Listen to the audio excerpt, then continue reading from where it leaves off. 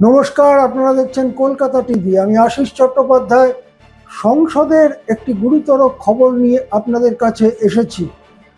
যেটা জানা যাচ্ছে যে সংসদে রাহুল গান্ধীর বিরুদ্ধে স্বাধিকার ভঙ্গ বা প্রিভিলেজ মোশন নিয়ে আসতে একটা প্রচেষ্টা শুরু হয়েছে।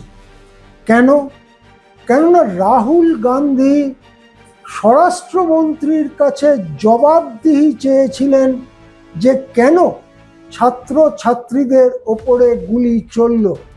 রাহুল গান্ধী অত্যন্ত যুক্তিসঙ্গতভাবে বলেছিলেন, যদি গুলি চালনার শেষ পর্যন্ত নির্দেশ আপনি দিয়ে থাকেন তাহলে আপনি দায়ী, আর আপনি যদি এ বিষয়ে কিছুই না জেনে থাকেন আর রাজধানীর বুকে গুলি চলে ছাত্রছাত্রীদের ওপরে তাহলে আপনি অযোগ্য।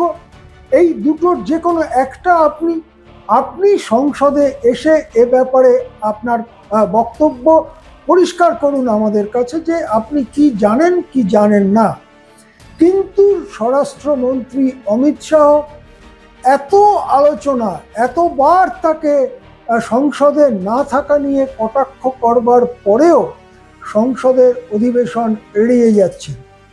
এই ব্যাপারে একজনের পর একজন বক্তা স্বরাষ্ট্রমন্ত্রীকে কাঠগড়ায় দাঁড় করিয়ে বক্তব্য রেখেছেন, কিন্তু রাহুল গান্ধীর বিরুদ্ধে একটা প্রিভিলেজ মোশন আনতে চলেছে বিজেপি সরকার।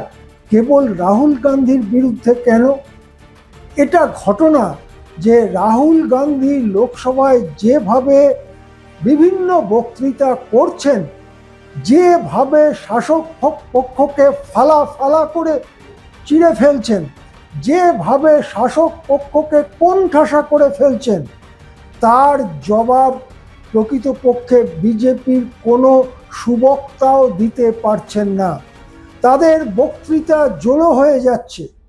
এবং আরও কি দেখা যাচ্ছে, স্বরাষ্ট্রমন্ত্রীর পদত্যাগের দাবি যখন রাহুলরা করছেন তখন অভিজিৎ দীপকেও তার সাথে সুর মেলাচ্ছেন। অভিজিৎ দীপকেও বলছেন যে তিনিও মনে করেন ওই গুলি চালনার, ছাত্রছাত্রীদের ওপরে গুলি চালনার দায় নিয়ে অমিত শাহর এখন পদত্যাগ করাই উচিত।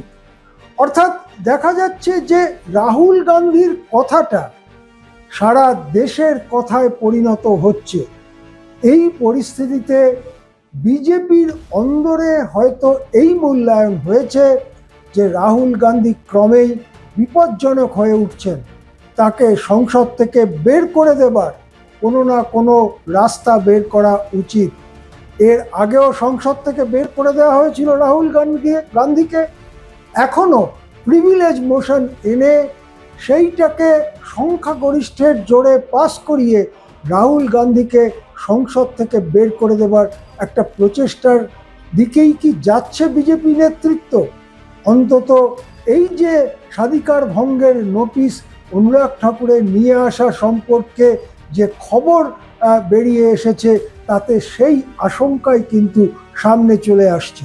আমরা দেখব এর পরে সংসদে এ নিয়ে কি হয়। নমস্কার, এখন এই পর্যন্তই। দেখতে থাকুন কলকাতা টিভি।